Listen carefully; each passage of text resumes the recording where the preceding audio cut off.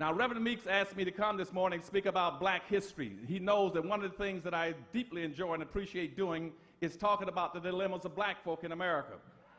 That comes from my mother, who used to sit and read to me from the Bible when I was a young man. And I used to sit and watch her cry and soak her feet at night, because in Winston-Salem, North Carolina, she had to work in a tobacco factory where she'd stand up all day long and stem tobacco until her fingers would bleed.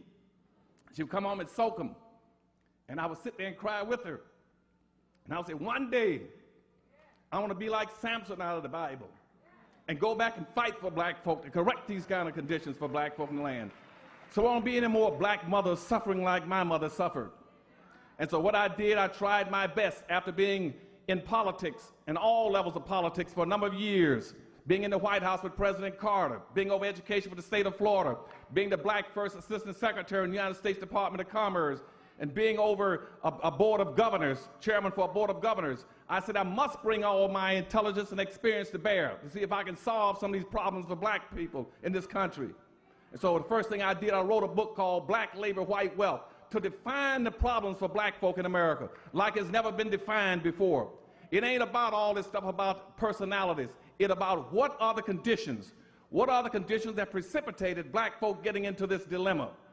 And what Black Labor, White Wealth did, it tracked 800 years of history in very systematic terms to show you every strategy, every technique, every law, every public custom, and every public policy that was used to enslave black folk around the world and to maldistribute almost 100% of all this nation's wealth, power, resource, privileges, businesses, and controls of all levels of government into the hands of the dominant white society. And what slavery and Jim Crow segregation did with black folk, it intentionally maldistributed all the resources away from black folk and created a real-life monopoly game. Black folk in America are playing in a real-life monopoly game that you're totally ill-prepared to play and win. And if you know anything about monopoly, monopoly is based on everybody sitting down and getting a fair share of the resources, the money in their hand before the game starts. Black folk, you can't play because you never got your 40 acres and a mule. You're sitting and playing a game that you're not going to win. And if you know anything about monopoly, the primary principles that go around the board and take the money that you have and buy land and buy the best land around the board. And if you can't buy land, then you buy businesses like electric company, the railroad, and the water company. And you buy your land, and when you develop your land, you put houses on it. And once you could receive enough rent from people landing on your houses, you then take your money and buy hotels. And then after you buy the hotels, you sit there and wait for all the rest to come around and land on your property and bring some wealth and power home to you. And see, my people have been playing real-life monopoly with no money, going around the board hoping the world that they can land on free park and income tax and charity.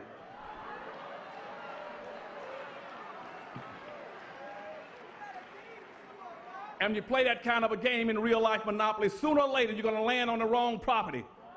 And when you land on the wrong property in monopoly, you got two choices. You either go to jail or you go bankrupt and get out of the game. And black folk are playing in a real-life monopoly game. And I wrote Black Labor, White Wealth to tell you exactly what the game was and how you're not playing it right. And then I followed that up with another book called Powernomics, says now, that tracks and picks up exactly where Black Labor, White Wealth left off. And I'm delighted by the fact that black folk took that book, Black Labor, White Wealth, and went to Geneva, Switzerland, and filed for reparations around the world. And that book then sets the premise of what your problem is in America. In America, your problem is simple. You do not own and control anything of wealth and resources. You do not own and control anything more than 1/2 or 1% of anything important in the society. And yet, by the same token, you're bearing 600 to 800 times your fair share of everything that's bad. And consequently, we cannot play and win, and people wonder why black folk live the way they do, why every black neighborhood looks like Beirut bombed out. It's that way because we do not own and control any resources and never have.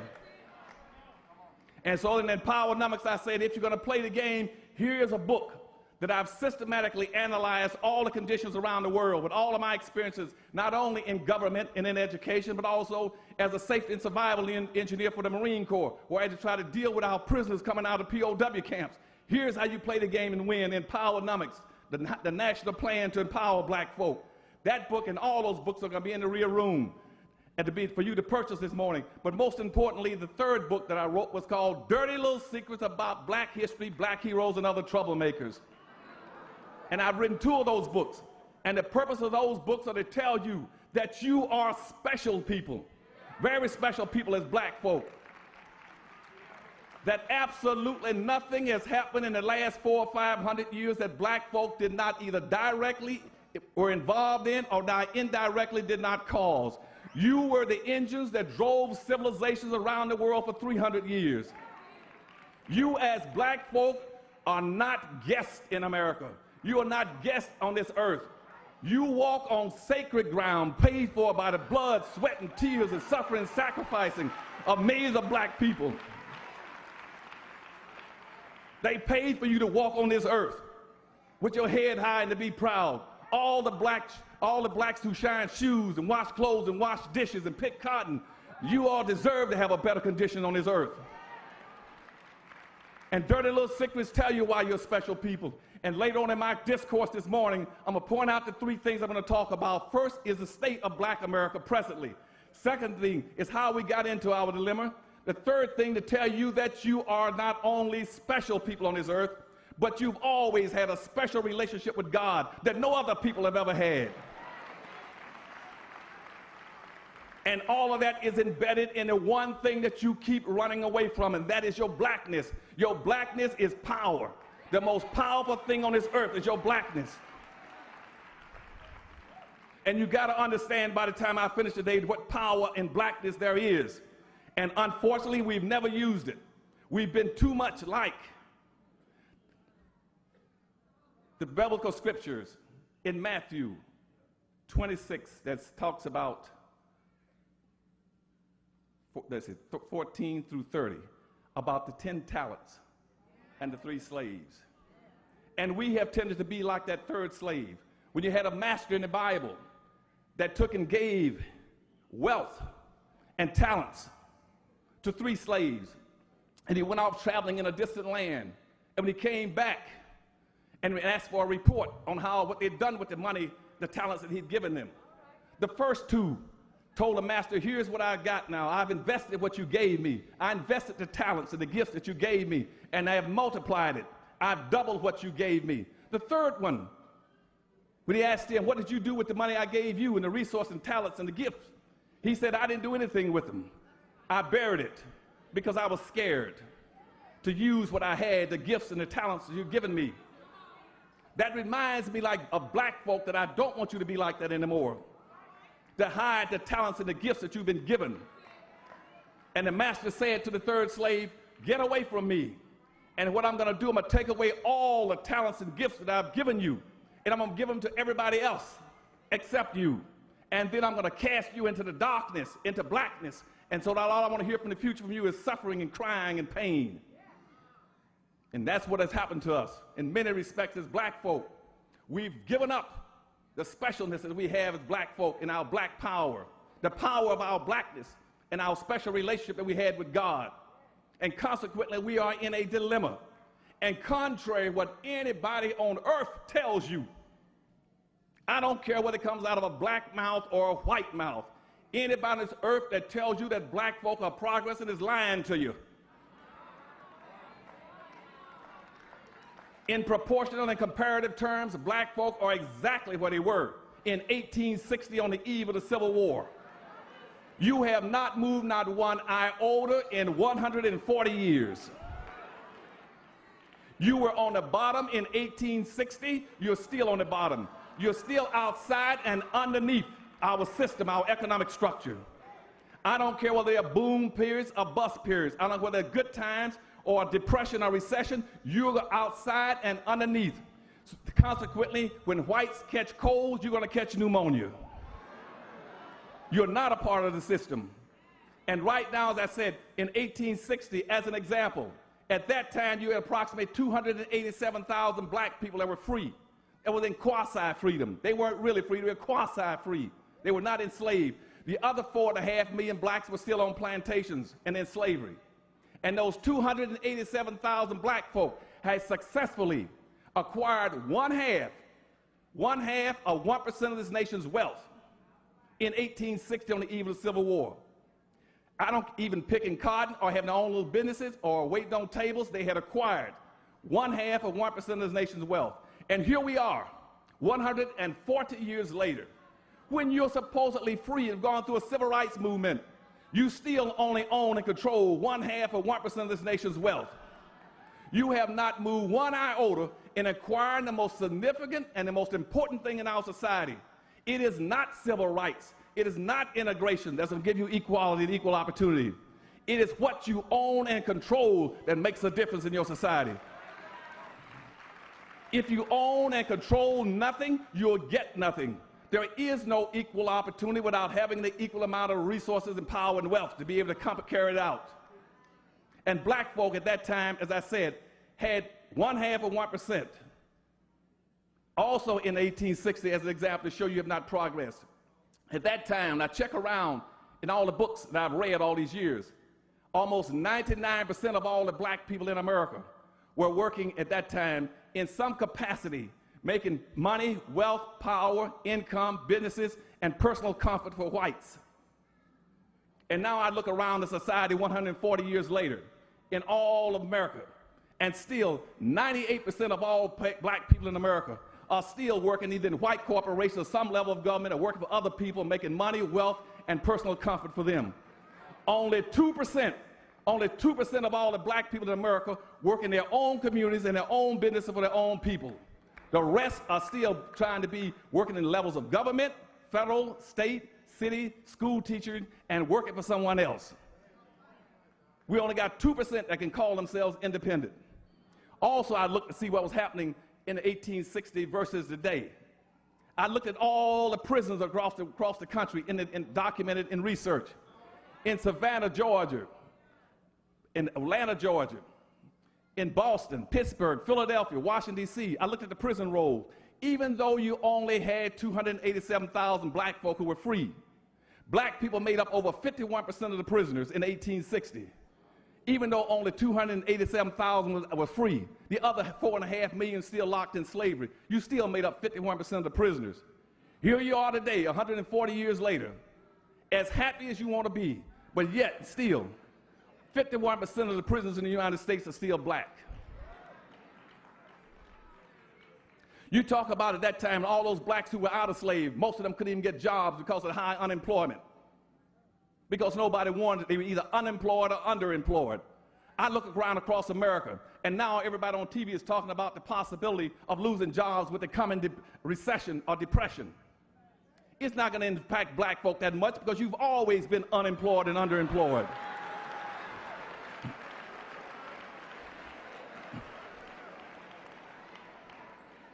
Contrary to what you read in the papers every day and hear in the media, the unemployment rate for black folk is not what you keep hearing. You keep hearing that the unemployment rate for black folk is twice that for whites. That is a lie.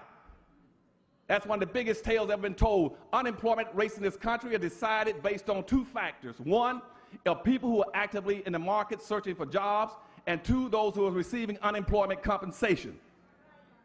Black folk have a hidden unemployment rate in this country that is nationally, that is 35%. Now consider that in the context that even in the Great Depression of the 1920s and 1930s, the unemployment rate was 25%. But when the unemployment rate went to 25% in the 1920s, white societies considered that to be disastrous. And they committed every resource they had, every level of government to get in there and bring down the unemployment rate. Here, black unemployment rate in America is 35% and nobody cares. You haven't heard one person talk about let's create programs and opportunities to bring down the unemployment rate for black folk that's fixed and locked in at 35%. And that's not the bad part of it. You go to most of these urban areas like Baltimore, the unemployment rate for blacks is 48%. In Detroit, Michigan, the unemployment rate for blacks in Detroit is 48%. In Pittsburgh, it's 49%. In New York, for black men, it's 51%. For black youth, it's 89%. You cannot make it that way. There's only 3 things that you can do to earn a living and be able to compete in a society. The only way you're going to solve the problems of the youth, you got 3 choices. You either got to get a business up here or have a job at the top. If you don't have a business and a job, you must go down to the second level. The second level is you must then go on welfare, look for food stamps and handouts and charity. If someone comes along who's a conservative and they say, well, and they kick you off of welfare by cutting out the welfare programs, then your only other choice is going down to the next level. The next level is crime.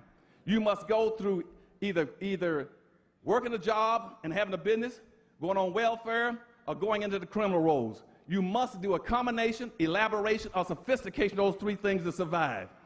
Unless you have some kind of magical ability to simply to evaporate and disappear. That's the only thing. You must do one of those three things. And now that black folk don't have any businesses, they don't have any jobs, you cut out the welfare rolls, and now you're amazed by why the crime is going up in your neighborhoods. The crime rate is going to continue to exacerbate and go up until somebody get enough sense, enough commitment to solve some of these problems that have never been solved for black folk. The first thing they should have done when you came before the civil rights movement started is say, what was the purpose?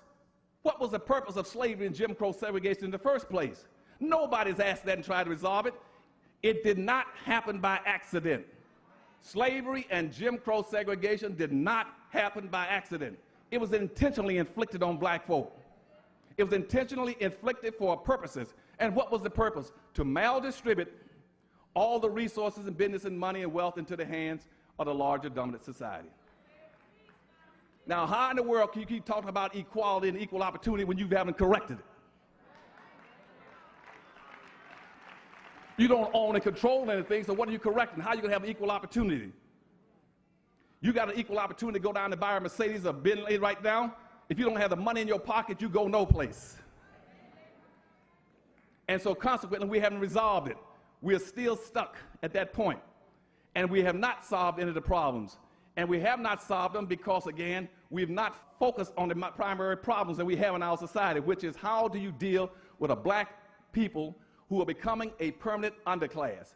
If we don't solve these problems by the year 2010, I can guarantee you, as I predicted in all my other books, and every one of my predictions hit right on the money. By 2010, blacks in America will become a permanent underclass of beggars and criminals. If you do not solve these problems, as the conditions worse, if you do not solve the problems of trying to help the black community strengthen itself, you're going down. Now, and the first thing you do is understand what we should be doing. We should understand what the Bible said. Get knowledge, but more importantly, get understanding. Understand what you're up against. You're up against racism. Now, how did racism come into existence? Racism never existed on this earth.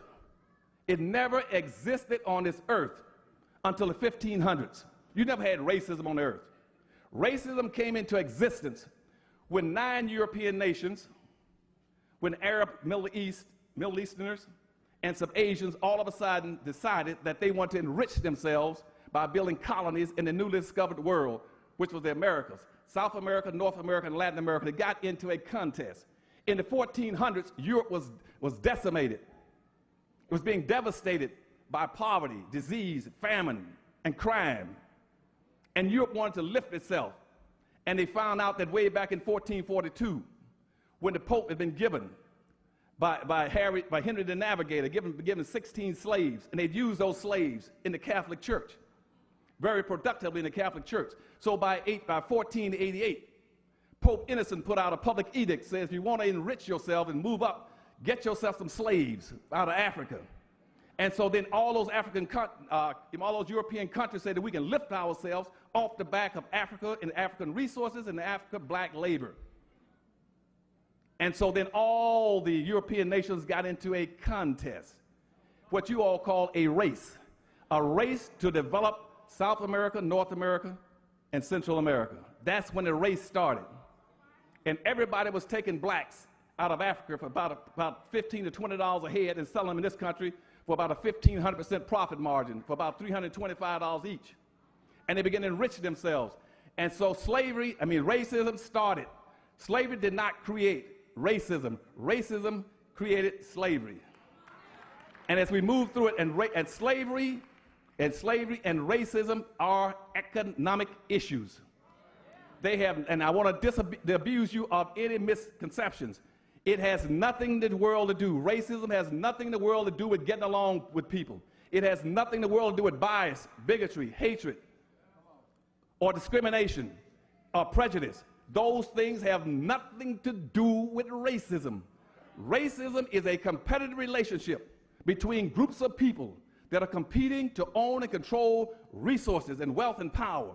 And once they acquire a significant amount of it, they then use it against another group to enslave them, to discriminate, to shut them out, and tell them who they can marry, whether or not they can go to school, or to maldistribute the educational funds for the schooling of another child. That's what racism is. It is a competitive relationship, and it's economic based. It started out as economics in the 1500s, and by the 1700s, it switched over and became a religious issue. It became a religious issue in the 1700s as the evangelical movement moved across America. And they wanted some justification for what they were doing to black folk, about how they were enslaving. And so then they had, the Bible was modified. The King Edward version was modified. They started telling me, use certain scriptures in here to justify the enslavement of black folk. And to teach black folk to use the Bible to hold some of them enslaved. And so that a slave would not revolt if he thought he was revolting against God. And teach him that he is to be obedient and humble and to work hard and be hardworking and to look for pie in the sky after death. And so they used it. So at that time, slavery became a religious issue.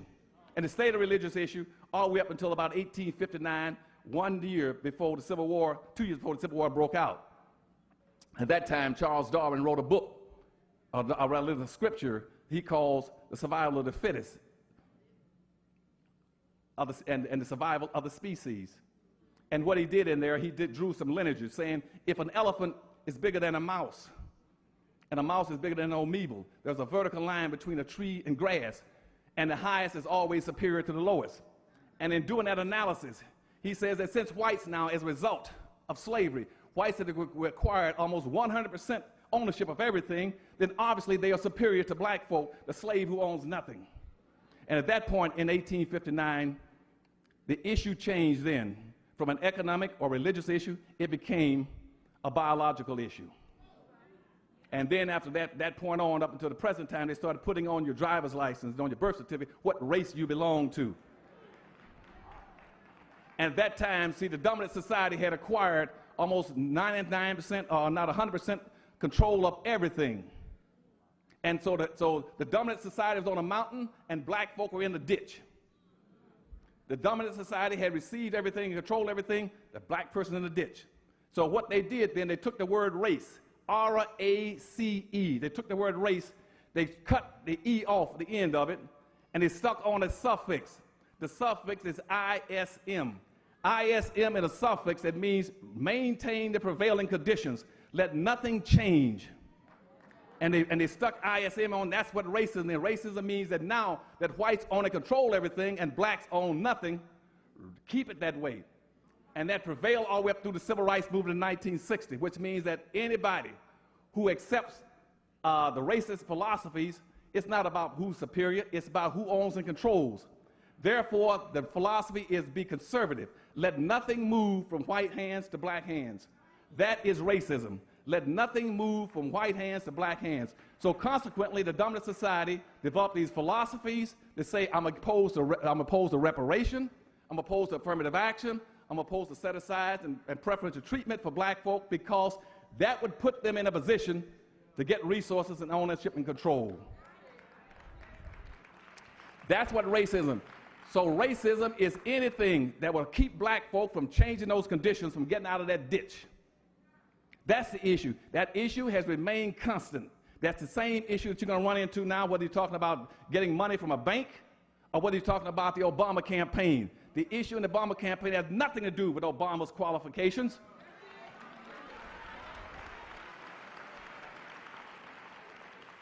You live in our society now where white skin is associated and identified with meaning authority, wealth, and power. And you're smoking something that's illegal if you don't understand that, because it means that they're not going to let you put Obama in if they can stop it. Obama means that means if Obama goes in, you're crushing the white psyche in a sense. of saying that whiteness no longer represents authority and power and wealth.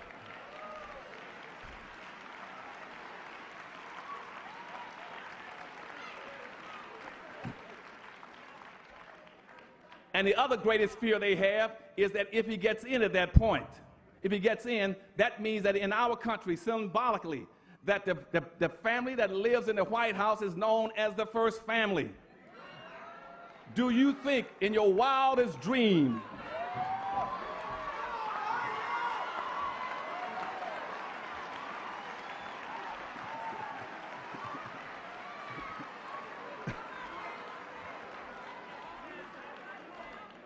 do you think in your wildest dream that all of a sudden this white country will say, now, although the first family is a black family, that's one of them nigger families up there, and they're the first family. And then and Michelle sitting in the White House when the wife of the president is known as the first lady. Do you think for an instance that white women in this country are going to let a black woman be known as the first lady? And the issue right now between whether it was with Hillary Clinton or now with Sarah Palin, the issue is not what you all come here, and the issue is what we call genderized racism that goes all the way back to 1840s. Starting in the 1840s when they started to get blacks out of slavery and an abolition movement started to eradicate slavery in the country. At that time, the women's issue jumped up in 1840s. And what they're saying is that before you ever give anything to black folk, it must come to a white woman first. And it must come to a white woman first. Why? Because a white woman is a natural extension of the white man. She is his second in command. Whether you're in a plantation or you're in modern day society, she is next in line to receive that which he does no longer want or can't get. And white women in history co-own, co-control, co-influence, and inherited 100% of everything that the white man had. The only thing she didn't have was she claimed was she didn't have the right to vote. That's a lie. She did have the right to vote. From ever since going back to the 1600s, white women could vote. They could always vote. But the rule was that you had to own property to be able to vote. And white women who owned property could vote. But they used this thing about the white women not being allowed to vote as a generator of a white enthusiasm to impede blacks coming out of the ditch after slavery. And white women then opposed the civil rights laws and the 13th, the 14th, and 15th Amendment. And then again in 1919, when they came back from the service, and the black men coming back from the military want to exert themselves, that's why they gave the 19th Amendment into the Constitution, or enacted into the Constitution.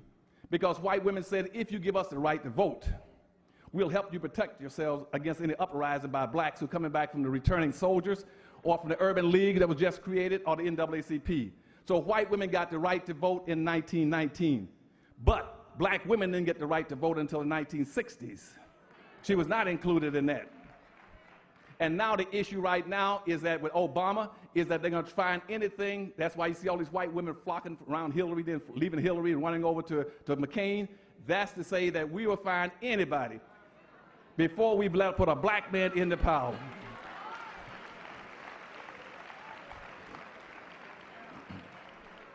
And we have to understand what the game is. If you're going to play this game, you must learn how to practice group economics and group politics. You better learn fast. You got to learn how to pool your resources and build communities. You got to build communities. Just like in this city, the reason you're impoverished in this city as black folk is because you failed to do what you should have done. As I said, going back to Matthew, you buried your wealth, you buried your gifts.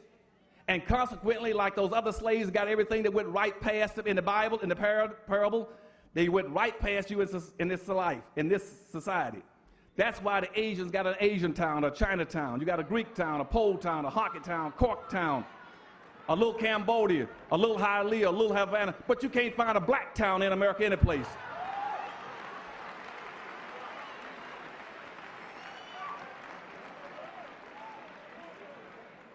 Because you've gone and buried all your resources. You buried your gifts.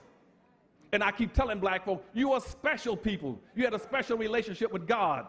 If you go back to Genesis 1, and you see it says in there that in the beginning, God created heaven and earth. Then God also said, now that we've created heaven and earth, let's create man in our likeness. Let's create man in our image. And now when he created man, who was created? The black man in Africa.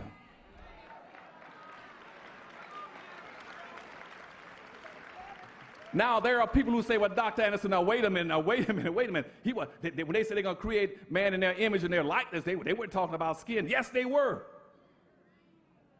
I got all kind of ministers, friends of mine that don't understand that. They keep saying, well, no, what he was talking about was giving the man on earth some godlike qualities. No, he didn't. God wasn't that silly. He wasn't going to give man on earth the qualities of God. They weren't going to give him, they said, well, they'd give him the temperament. No, he didn't have any, Adam didn't get any godly temperaments. He didn't get any godly wisdom. He didn't get any godly understanding. What all Adam got was the image and the likeness of the people who created him, and that was skin color. And that's told to you throughout the Bible, even though we don't understand it. And it's in that context that you start looking around and they say, well, you sure he was black? Yes, he was black. Anybody who's done any kind of studies will tell you that man originated in Africa, that the Garden of Eden was in Africa, in darkest Africa. Now, I know black folk, even in the congregation, you want to get away from blackness. But if you do it, you're defiling God. There's a rule. Just like in the Matthew's parable, which says, if you go hide your gifts, you hide your gifts. God says, if I give you a gift, I'm angry if you hide it and bury it and don't use it to enhance yourself and your people and your people's condition. One of the things they found out as scientists, and I got other people in the science area found out through different kind of studies and the astrology and astrological studies, they found out that in the heavens right now, that there is a dark hole, a black hole in the heavens. The black hole is so powerful that it's frightening to astrologers right now. They know that in the universe, there is a black hole that has movement. It has the ability to attract objects into it and destroy it. It can attract and destroy it. And that's one of the biggest things that's holding space exploration back. They're scared of that black hole in space that has the ability to attract and destroy it. They don't know whether that's God or not out there that's black like that. That is a frightening prospect for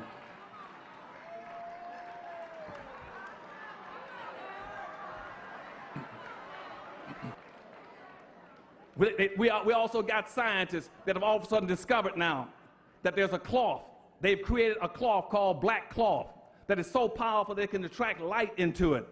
It can attract light into it, and you can put things inside of it and almost make the things disappear because that black cloth is so powerful to attract light. We've done DNA studies, and the Discovery Channel did a big thing on this. They found out that not only did all humans migrate out of Africa, but they've done DNA studies that track back to Africa, and they found something in the DNA system, coding system, called SNPs, S-N-P, but it's pronounced SNPs, that says that the further you move away from darkest Africa, the weaker human beings become. That the most powerful and strongest human beings on earth were those who are still in darkest Africa in the DNA structure. As you move away from Africa and you lose your darkness, you also lose a lot of your immunities. And most of the body immunity to be able to protect yourself. And that's why I'm saying if you want to look at this stuff, you go find it out. Blackness has power, and we were given this power. The first human beings on earth were black. And also if you go look at stuff like fruits, the darkest fruit has the best vitamin and mineral. Okay, you got me before I got there, you know. And the potency of blackness is all around us. That's why in this country in 1924, that country is still fearful of blackness. They passed a law in 1924 called the one drop of blood rule, which says that one drop of black blood is more powerful than an endless amount of white blood. And that rule still holds true when people say he's black and he's got black blood, and people don't want to take black blood because they're scared of it. And that's the issue you're going to run in with Obama. It's not his education. He's not that he's an elitist. He's not that he's graduated from Howard. The fact of the matter is that he's got black skin and black blood in him. And that is the fear. And I used to have these conversations in my mind with God, and I said, but God, but all these black folk, they don't want to be black. I said, what have you done special for black folk? And God says, I made them black. That was the first thing I did.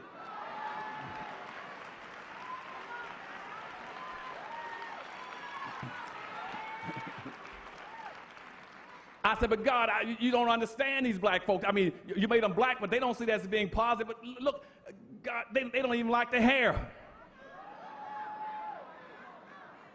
He said, I gave him hair just like the same kind of hair I gave my son, Jesus, when he came to the earth.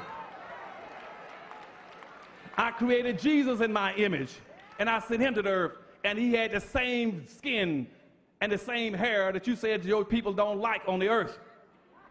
I said, God, but they don't believe me when I tell them that. Can you give me a little more proof? He said, well, when I sent Moses up on the mountain, and I told Moses I would perform a miracle for you, I want you to prove, I'm going to show you my power. Stick your hand inside your bosom, inside your breast. And Moses stuck it in. When he pulled it out, it was white. He said, now put it back in, and I'll turn it back to its original color.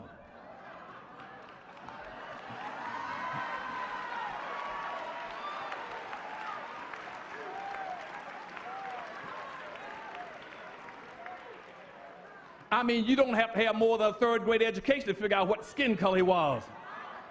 If you still haven't got the point, that there's, when Herod was going to kill the baby child, and Mary and Joseph decided to escape, they escaped by running and hiding. They didn't go to Europe or to Mexico or to Italy to hide out, or England.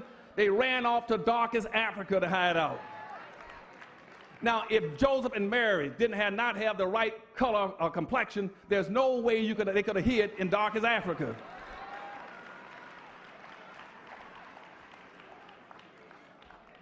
Or you take Samson. Now they talk about Delilah cutting off Samson's hair and cutting off the locks. Yes, he cut off the locks, but you all have to understand that Samson was a Danite. And a Danite in the Bible is an Ethiopian today. Go find any Ethiopian and see if he's got long, straight hair and see what kind of hair he's got. And the locks that Delilah cut off were dreadlocks.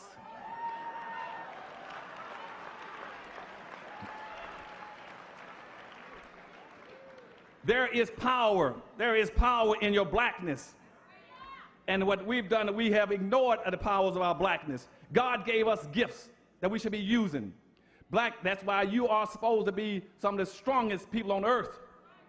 That's why if you put a black person into any sport, he will dominate it if he's in there for a little while. He gave you biological and physiological strengths that other groups don't have. He gave you melanin in the skin to protect you from the sun. As our ozone layer continues to deteriorate, people who got light skin are going to be in a world of trouble. He gave you natural protection against the sun and ozone layers.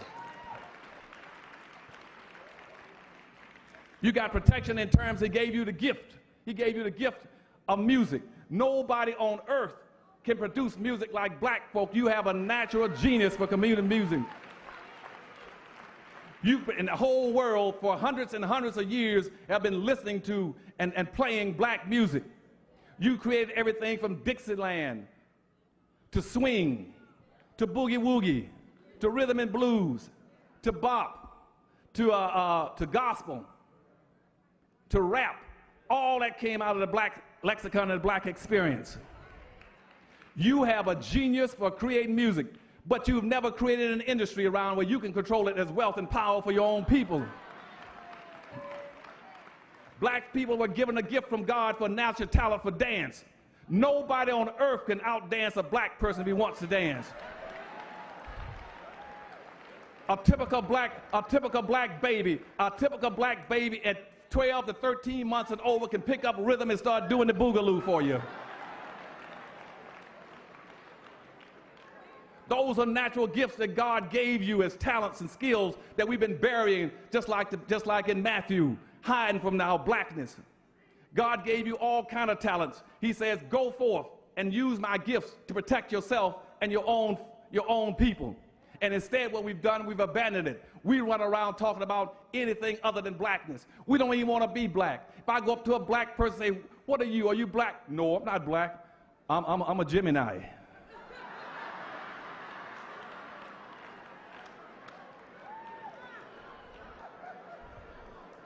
I asked him, are you black? No, I'm an alpha. They will use any excuse to get away from being black. And that's why black folk right now in politics and our social organizations like to lay claims to things like, well, Dr. Anderson, we're into diversity. Are you into black? No, I'm into multicultural. Are you black? No, I'm a person of color. And they've even gotten so bad now they even claim, well, no, I'm not black. I'm an African American. What is an African American? Nobody knows.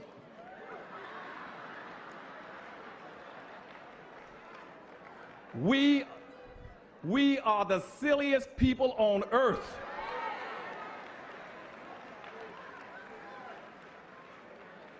They don't want to be black. Now, anybody like my friend Stevie Wonder called me one morning and says, this is little Stevie, Dr. Anderson, why don't you ever use the word African American? That's because I'm not that silly. I don't use the word African American. I don't know what that is. I don't know what a minority is. What is a minority? Is that a one-eyed person, or is that a humpback or midget? What's a minority? I don't know what a minority is, and I don't know what an African American is. You see, because anybody that comes from Africa to America is an African American. If you come from Africa, we got white Berbers in Africa. We got white South Africans. We got white South Rhodesians. We got Jews. We got Pakistanians. We got East Indians. All of them that come to America can classify themselves as African American.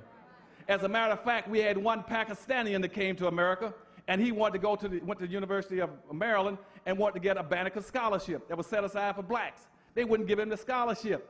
He went to court in Maryland and sued and won $150,000 because he says, I am a Pakistani, but I'm from Africa and I'm in America, so I'm an African American.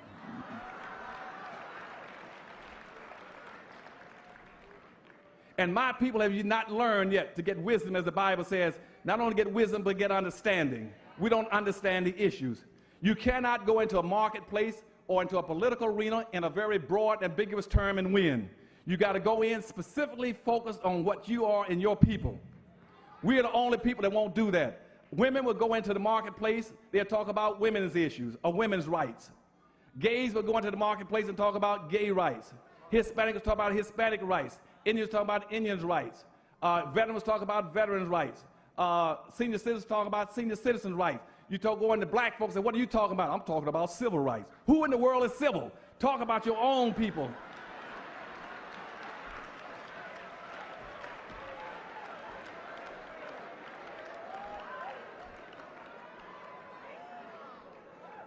Where does Civil live? So I can send him something. I want to send him. I don't know who Civil is. We won't play the game to win. And that's why we're in a massive move to get away from black folks, and we want to integrate. So every chance we get, we integrate. You cannot build wealth and power without staying together as a group. You must stay together as a group if you're going to get wealth and power. And when you integrate, you diffuse and scatter your resources and your power. Integration is a watering down process.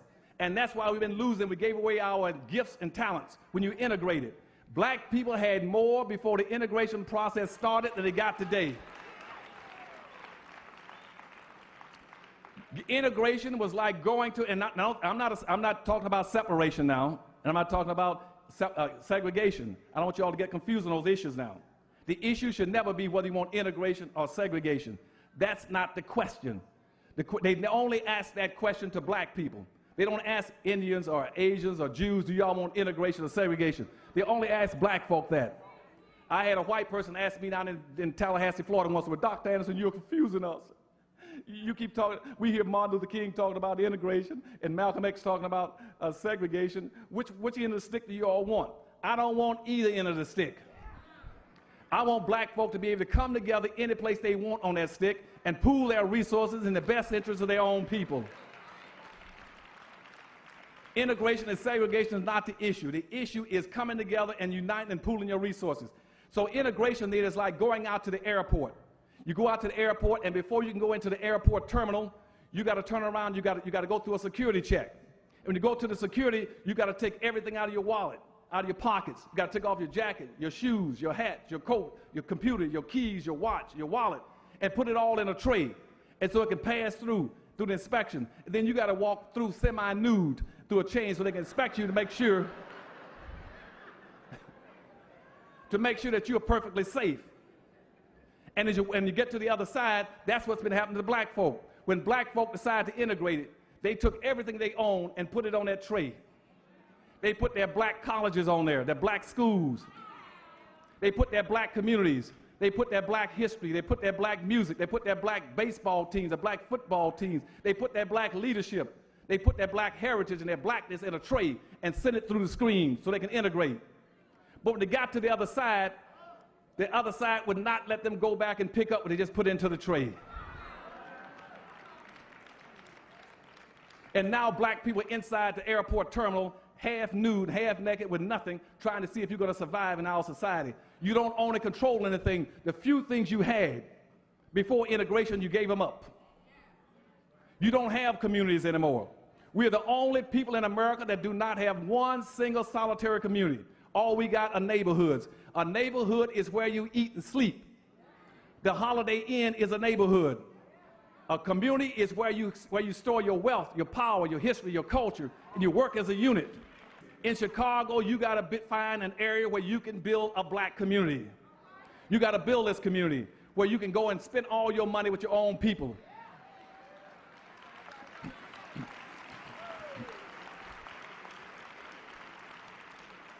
And pooling your money with your own people is not hating anybody else. Now, don't mistakenly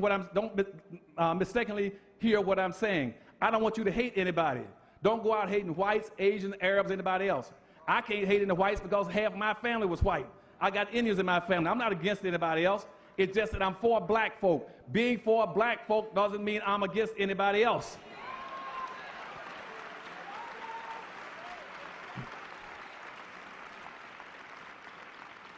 You got to go out and get you a community and build you a community, start putting your businesses in there. Take all the businesses in Chicago and bring them into one community and put them together in a block where you can go down there and shop.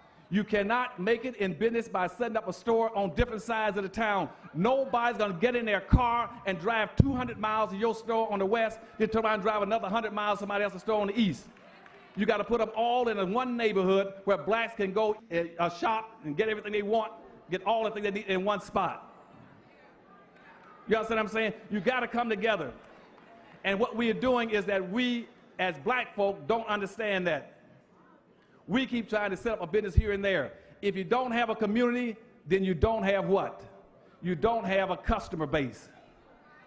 If you scatter yourself out, nobody's going to come see you. You're going to go out of business. We as black folk got to build communities and build our businesses there. Why? Because your money must bounce 8 to 12 times before it leaves the black community. In this society, the reason those other groups got more power than you have, they make their money bounce 8 to 12 times in their own community. Hispanic money bounces 6 to 7 times before it leaves a Hispanic hand. White money bounces 8 to 12 times. Arab and Asian money bounces 13 to 14 times. Jewish money bounces 18 times. Black money doesn't bounce once. As soon as a black person gets paid, he runs right to a store that's not owned by blacks. He goes to the white suburbs and spends 96% of his money in the white suburbs. And then he comes back and spends another 2 to 3% in his own community into other businesses that are not owned by blacks. And the reason these other groups are doing better than you're doing, and why we're suffering, as it was in Matthews, the reason we're suffering is because we're not playing the game to win. We're not playing real-life Monopoly. You're spending your money now in other people's businesses. You're subsidizing them. When somebody down in Texas asked me, he said, Dr. Anderson, how is it that whites can have all these big homes, these big nice neighborhoods with all these fancy cars? Say, where do they get the money from? I said, it's easy, it's your money. Everybody in this country lives off of 2 incomes, except black folk. Whites live off of 98% of black folks' money and 100% of their own. Black folk are trying to live off of 2% of their income. It is impossible for you to live off of 2% of your income. And if you're only keeping 2% of your money in your own community, with your own people in your own businesses, that means that in terms of personal net worth as a group, you aren't worth more than 2%. That's why you go to a bank and the bank asks black folk, what are y'all worth? Y'all only worth 2 cents. You got to learn how to hold your money in and practice group economics. And that's what I'm doing in all my books, all over the country. And I'm telling black folk all over the world, learn how to practice group economics, practice group politics, and learn how to build communities around it. To have a community, you must have 3 elements to have a community. You must have a wholly independent economic structure that will provide services and goods and tax base for your and products for your own people. That's the first key to having a community. The second thing you must have is a code of conduct that will teach you how to buy from, support, and spend your money with your own people. And the third thing you must have people in politics who will go out and fight for you and protect you and speak for you.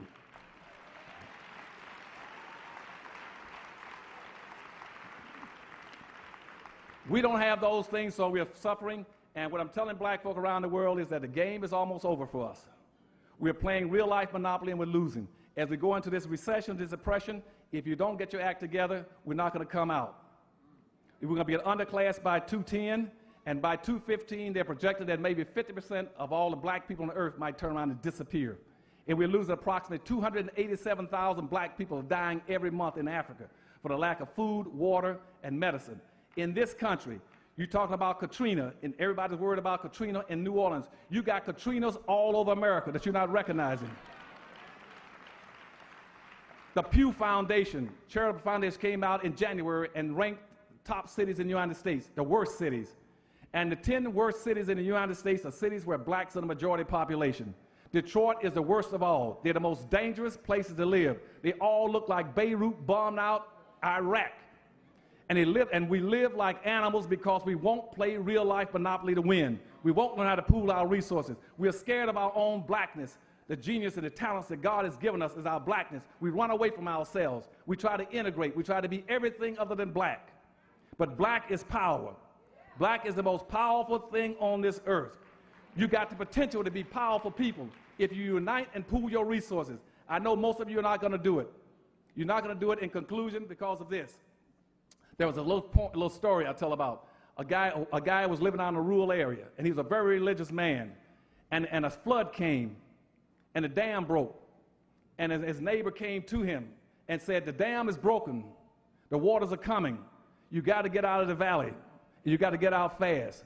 And this old man says, no, I'm not going to go. He says, I'm a religious practitioner. I believe in God. He and I have always been close together. I'm going to stay here with my family and wait on God.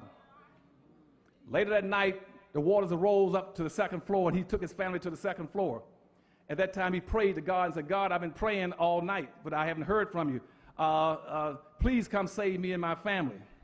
And within a few minutes, he heard a horn blowing. He looked out the window, and there's a Coast Guard out there with a boat saying, we're here to save your family. Come on, get on board. We're leaving because the flood's going to get worse. He said, no, I'm sitting here waiting for God. God's going to save me. I've been a humble, respectful man all my life. I'm not going to leave here. And then later on, about early in the morning hours, the flood waters had gotten so high, he went onto the roof. When he got on the roof, he prayed, said, God, I'm on the roof now with my family and myself. Please come save us. And then within a matter of minutes, a helicopter showed up. And the helicopter says, we're here. Do you need help? He said, no, I'm sitting here waiting for God. And when the sun rose, both he and his family had been drowned. When he got to heaven, he was very concerned. He went to God and said, God, I don't understand why I'm dead and why my family's here with me. All are dead. He said, we prayed for you. We were always respectful and humble and obedient people. Why didn't you come when we prayed? And what God said, he says, I did come. I came 3 times. He said, you remember that neighbor that came? He said, that was me, and I sent him. He said, that Coast Guard man came. I sent him. That was me in my image. And he says, and when the helicopter came, the pilot, that was me and in my image. And so I guarantee anybody this morning, and I'll make one promise to you. I'll give $1,000 to anybody in this congregation who can prove to me that God did not send me to save black folk on this earth. Thank you.